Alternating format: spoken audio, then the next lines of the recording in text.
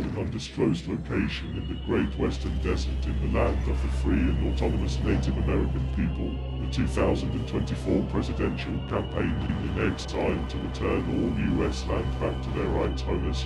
This is the Ben Zion Podcast. Techno-communism will win. Be doing an interview with a gentleman that lives around the block from me, but he might move soon. He lives in a tent. But the weather took a little bit of a strange turn in the last 24 hours. It's been quite windy, so we decided to reschedule. But I wonder, I think that you will find it interesting to learn about what life is like in Center City, Phoenix. It is almost like the Hunger Games, this city. It's you have people with big bouffant hairdos and 17 layers of makeup and wearing puffy jackets up in Scottsdale. And then you have people in South Phoenix who, many of them are living on the street. And many of them are quite impoverished. And this is, read about redlining in the United States. This is not just an unhappy accident that we have cities that are so much like the Hunger Games and places throughout the country like this. This has been arranged by fascists over many decades. Even just the fact of housing, the cost of building, maintaining a house, all of the expenses that are built into that. You're not allowed to build a structure and live in it. There's a whole host of things that you have to do, tax, tag, and tip, all manner of things. And you say, oh, well, that's just life, Ben.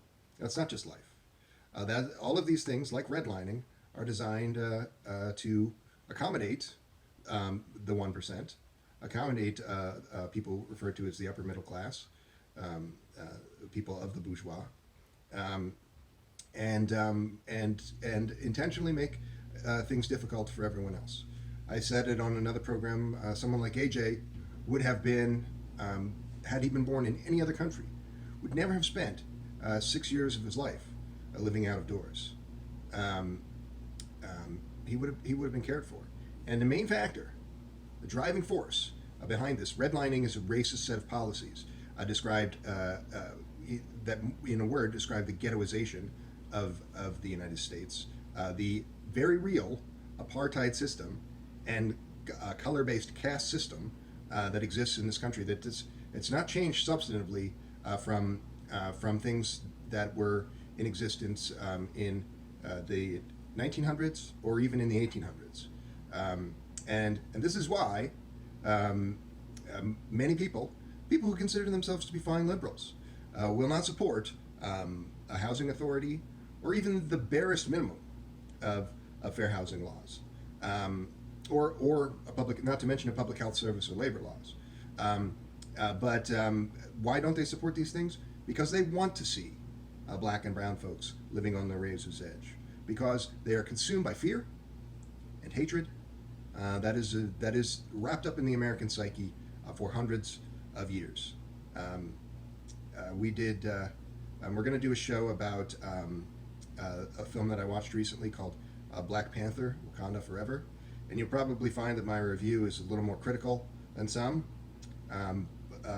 because anything that's made by Marvel is run through a specialized CIA media office, and so this liberation terminology, the word Black Panther, is going to be watered down to a high degree, and that shouldn't be seen as an attack on the people who worked on that program, fine performers and writers, and Ryan Coogler, the director, person who developed this product. He's made some other things with solid liberation themes as well. He's no slouch, and it's not a bad movie, but it's not about the Black Panthers, that's for sure. But I'll do that whole thing another time. I wanted to read just one or two articles, and maybe hear what our friend ChapGPT has to say about one of these. German doctors are attempting to reverse death and resurrect humans. What? So many of you probably don't know but I live in the area around Phoenix, a city that I described a little bit, and I described the ways in which it is a place of stark class distinctions of a none too impressive kind, and it is also a place where there is a certain level of activity of people who are interested in longer lifespans relative to other cities of its size, certainly. And so there is a kind of cryonics hub that's in Phoenix, and this is a field that I have only a passing interest in, really. I'm not inclined to think that chopping off someone's head and throwing it in a freezer like a steak is really doing them any great service.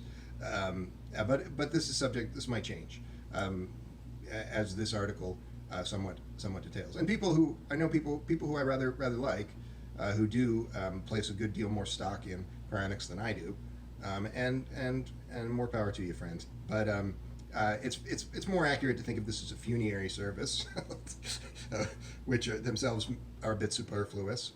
And this is only a little bit better because there's no performing the back end of this cryonics. There's no reviving this head in a jar. That technology, even in a world that's moving quickly into artificial general intelligence to artificial superintelligence, still may not muster the technological prowess and resources to bring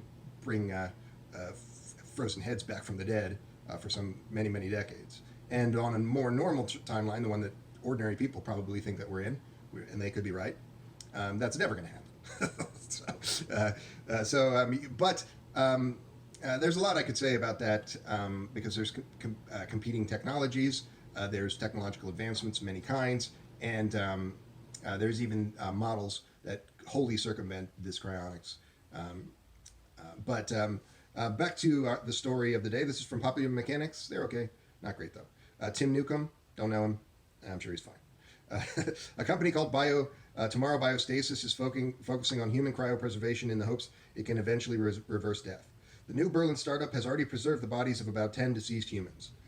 Liquid nitrogen is the main ingredient used to ensure cryopreservation. The waiting list for Tomorrow Biostasis, a cryopreservation startup based in Germany, is in the hundreds. Germany is a rich country. There's a lot of schmucks there. There's a lot of gullible people, I guess. No, if you're spending money on this, who am I to stop you? I'm not inclined to do so. But let's be real. Just the amount of money that's spent on ordinary funerary services, right? A whole host of things that you think are really important for human dignity, but that amount of money, this is something that's just cosmetic. It doesn't do anything. And that amount of money, about 10%, is about 10% the amount that would be required to fund public health service, right? So you think it's really important that when Granny dies, that she has a nice send-off, but you don't think that it's really important that Granny's life is longer by having a public health service. You sick fuck. And that's basically sums up my feelings about cryonics. What are you people doing? Seriously. You're not fighting for a humane economic system. You're not fighting for a public health service. You're talking about stuff that's halfway around the bend. It's something that could just as well be something that someone read in a science fiction novel, and you think that you're the savior of humanity. The only thing that you can say about life extension is that absent a public health service, people are not even living long enough to have radical life extension. They're not even having ordinary life extension, absent a public health service. And that's pretty well in evidence. The United States life expectancy is now lower than its much poorer neighbor, Cuba, by 3 years, because we don't have a public health service and they do. Even though we bullied them and tried to blast them out of existence effectively, and even though they're by certain measures of wealth, per capita income, much lower, but really, I mean, everybody in Cuba, there's no AJs in Cuba. Everybody in Cuba is guaranteed a house. They don't hoard housing. They don't have Jared Kushner and Donald Trump becoming mega billionaires, being slumlords, and have millions of people living on the street. Everybody's guaranteed a house. Everybody's guaranteed what is a world-class public health service, and everybody's guaranteed jobs of some kind and other labor protections besides. That's what socialism is. And the difference is you live a lot longer. So if you want to survive to universal super longevity, you're shit out of luck if you live in the United States, unless you're prepared to start a revolution, and you should. This headline is pretty dumb. German doctors reverse death. This is cryonics. This is something that I could have just as well read this article 15 years ago about an operation in Florida or Phoenix or Eastern Europe.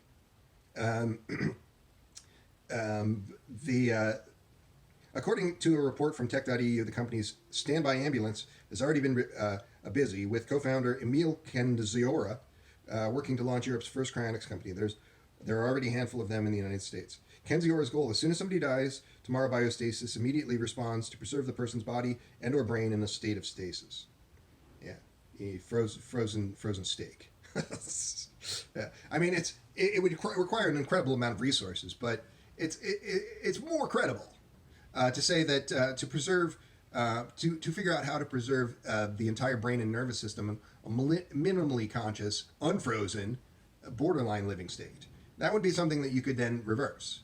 But that is expensive, and reversing that or this other thing is dramatically more expensive. Who are these? These people will spend a few $1,000s, $10,000 thereabouts or more, on this funerary service, not a real service. Where's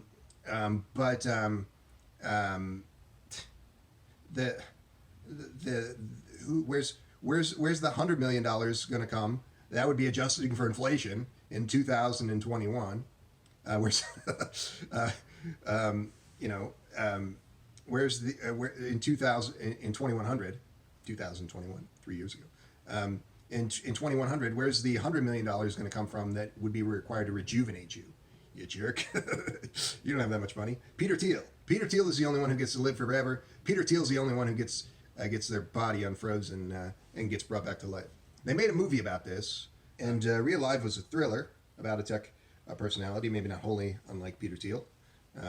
He's not presented as a demonic figure as I describe him, but the demonic figure is more accurate. But this is a fictional character. Fictional billionaires are always kind of cuddly, and they shouldn't be, but that's how they're presented. And Realive was made in 2016, and it describes the horror scenario of a person having been using state-of-the-art early to mid-21st century cryonics technology, then some 80 years later being restored to life. In 2084, he becomes the first man to be successfully revived, but it describes it's a kind of Frankenstein dramatic arc.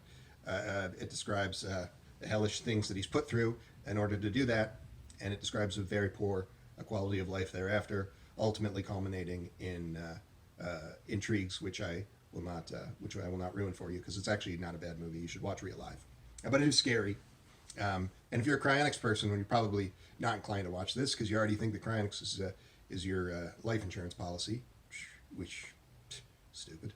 Sorry, but who knows? Who knows what things will be like in 2084? Perhaps the cost of the things that I described, the reanimation, will have come down significantly. Perhaps the technology will have advanced. But I should hope, above all things, that we start taking care of the 7 billion people who live like animals relative to these millionaires and billionaires described in this kind of story, described in the context of reanimation generally. The Reanimator. This is from a publication not wholly dissimilar from Popular Mechanics, a similar kind of focus, even a similar kind of name, interestingengineering.com. Not as big or as old as Popular Mechanics. Probably doesn't pay its staff quite as much. Who knows? AI loses to human beings at Go after 7 years of victory. Oh no. I thought AI was getting smarter in the last 7 years. A man beat the machine by using a flaw uncovered by another computer system. The plot thickens. I'm not going to read this whole article. Like the last one, I can guarantee you it'll prove to be not as exciting as the headline suggests. And I try not to read this kind of clickbaity things just for the hell of it, unless there's maybe a teachable moment packed in there. A human beat a top-ranked AI system in a board game Go. proving that the rise of machines may not be as imminent as previously believed. Ooh. Below the top amateur ranking was this champion, Colleen Pellerine. I think something like that. Sorry, Colleen Pellerine, I mispronounced your name. An unassailable lead over humans. The human triumph comes 7 years after what seemed like an unassailable lead over humans by AI in the game. In 2019, South Korean Go champion Lee Sedol, perhaps the most famous Go player in human history, for being famous for getting his butt kicked by a computer. At the time, he told Yonhap, a news agency, that his decision was influenced by the fact that artificial intelligence cannot be defeated. And some other people used artificial intelligence to figure out how to beat artificial intelligence. Ooh, the exciting world of little black and white tiles. This is a moment, if you're not too interested in the game of Go, or not too interested in computer science, you probably don't care about Lee Sedol. But people in 2019 were super excited about this. They said, this is a harbinger of things to come. Things not unlike the artificial general intelligence prospects that are oft discussed on this show. And you should be using natural language processing, not because you should support OpenAI, they're a shitty company, as are all corporations, but because you should be using this product perhaps to enrich yourself, solidify your position. But in that moment that you have solidified your position, use whatever resources that are available to you to start a revolution. Plan that revolution with ChapGPT. You have no choice, in fact, because the planet is dying. The only thing that can save it is you. That's correct. You are the protagonist in an apocalyptic horror film. So why aren't you fucking acting like it? Huh? Why are you still driving around in an SUV, eating a cheeseburger? Why are you still saying liberal bullshit when faced with these problems? You should be taking real, direct revolutionary action. You should be raising revolutionary consciousness. You should be using advanced technology as a sword against your enemies. That's why I'm running for president of the United States. I've written a executive order. It's no ordinary executive order. It's one that I will sign on the first day of my presidency. And that executive order details the dismantling of the federal government. The 50 states will come under the administration of 13 districts, which will be supervised by tribal elders from around the continental United States, and also the outlying states and territories will be similarly represented. This must happen because the United States is not just the worst polluter, its military is the worst polluter. It's not just the worst polluting country. It doesn't just have some of the worst polluting companies in it. It also has the number one polluter, which is the United States military. It does a tremendous amount of environmental impact. And they will never stop doing that. Their budgets have grown in recent years, happily passed by progressive Democrats. They will never stop doing this. They will never stop killing the planet. But it's even worse than just having the biggest polluter be the Pentagon itself. It's worse than that because the role of the Pentagon and the role of U.S. power more generally is to protect all of these other super polluters. They don't protect you. They let what looks like a giant atom bomb explode over the Midwest, a giant mushroom cloud over Ohio, just so that a for-profit rail line can save a couple of dollars. They'll kill you in a second for private wealth, but they'll kill 100 times as many people outside of the U.S. In the interest of private wealth. And that's the role of the United States on the international stage. It's its only job description. And how do you escape from this hell? You have to do something rather extreme, and that is vote for Ben Zion. But that a legislative agenda is no agenda at all. You need to start a revolution. You need to find people in your area and tell them what the deal is. And maybe people are already favorably inclined to some of this. You can find people. Find a Marxist organization in your area, because Marxists are the only people who have an active interest in doing this. Some other people will say they want to do things a little bit of this kind, but they will falter at the finish line. They will not have the strength. They will not have the knowledge. They will not have the conditioning to do what needs to be done to save this planet. And that's up to you. And that requires that you study Marxist thought. Read the works of Vladimir Lenin. Read the works of Karl Marx. Maybe you don't read all of these works in their entirety, but you need to read as much of it as you can, and you need to make a study of the materials that you're not able to read in other ways. And read contemporary thinkers of this kind too, and embrace the ideas of techno-communism, the most important of this, because there's no weapon more powerful than artificial intelligence in defeating this ecocidal monstrosity known as the fascist West. And that is something that's being concealed from you quite cleverly by the capture of tech sectors and tech thought and tech culture in the West, so that you will not even ever take a moment to consider this prospect, the prospect of your own survival. So voting for Ben Zion, a figure of fun in a write-in ballot, it's possible that this campaign will go further than that in the course of the next year and a half. But voting for Ben Zion is a small thing to do. It's still better than voting for any Democrat or Republican, any Libertarian Party candidate, any capitalist piece of garbage. And so you should write me in. But electoral reform, even electoral reform of the kind that I've articulated, which is quite significant in its actual implementation, electoral reform is not the path to victory for socialists. You must undertake revolutionary action. I mentioned a friend of the show, AJ, who was unable to come. We were going to start doing a regular segment with him and some other friends called the Phoenix Street Beat, talking a little bit about the flip side of this Hunger Games that we live in this town. So I'm going to start doing this regular segment on the show. And not all of these people are avowed Marxists. So AJ looks at Ben Zion and he says, "Is Ben Zion naughty or nice? I don't know." No. The Marxists are the good ones. We're the nice ones. You're the naughty ones.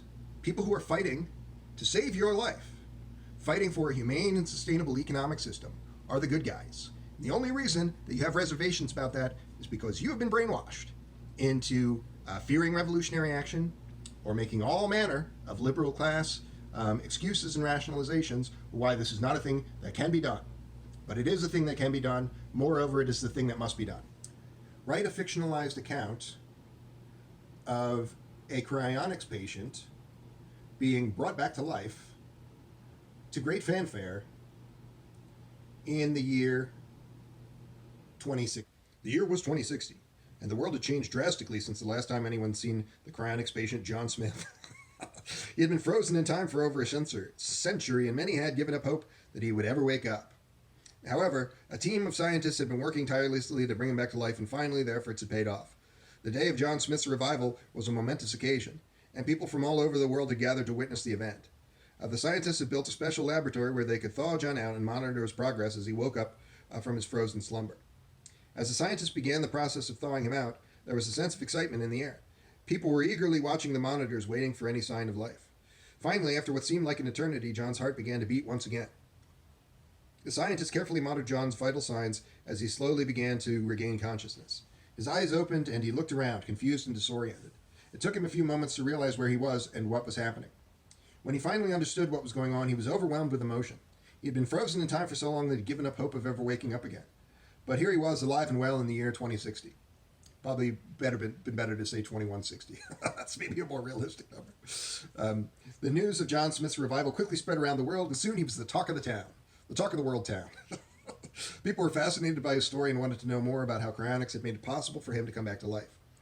John became an overnight celebrity, and there were reporters and cameras everywhere he went. He was interviewed on countless TV shows and gave speeches at conferences around the world. His story inspired many people to consider cryonics as a viable option for extending their lives. As John adjusted to his new life in the 21st century, he marveled at all the technological advancements that had taken place since he had been frozen. He was amazed by self-driving cars, virtual reality, and the Internet of Things. Fucking John, he's been living under a rock. and the world had changed so much, but John was grateful to be a part of it once again. He knew that he'd been given a second chance at life, and he was determined to make the most of it. As he looked out at the sea of people gathered to celebrate his revival, he couldn't help but feel a sense of awe and gratitude for the scientists who had made it all possible. Aww. That story sucked. That was worse. That was worse than the female ejaculation story. No. A lot of cryonics would probably hear this story, and cryonics patients, people with cryonics contracts, that's people who have arranged to have this end of life occasion of having the head frozen like a steak. I know quite a few people like this. You might not if you're just a normal person living a normal life, but a few years ago I was introduced to a lot of people like this, and I met a lot of them. They would probably cry a tear and say, "What a beautiful story," but I'm not too impressed by the story of John Smith, the cryonics patient number one. What's the title? Cryonics patient revived is the title that ChatGPT has generated. If you're trying to use ChatGPT and you're not able to use it and you want to try a competitor, there's this ChatSonic. Can't see that too well. ChatSonic. I'll say it again because I just showed you a picture and you can't see it. That's ChatSonic. ChatSonic has apparently has some other features that I haven't tried yet. I have tried its basic NLP product, but it does have some other features beyond what ChatGPT has. And unlike ChatGPT, it's not going to freeze you out at 3 in the afternoon when you're trying to get it to write an email for you or something. It does. ChatGPT has been freezing people out a lot. So that's why I'm recommending this other product, not because they're head and shoulders better in terms of their in terms of not being a corporation. They also have a corporate parent, but because it's something that you might actually put to use. So if you're not able to write your plans for world revolution, starting in your area, working with other people, find if you're not able to convince your parents and your brothers and sisters and your idiot neighbor, if you're not able to convince these people of the wisdom of building a humane and sustainable economic system using emerging technology, talk to anyone who will listen. Talk to AJ, but be sensitive. Be sensitive to people's needs. People have real world concerns as well. Everybody does, not just AJ. But it's up to you to spearhead this revolution in a clever way, more clever than what I've just suggested. That Sonic might help you.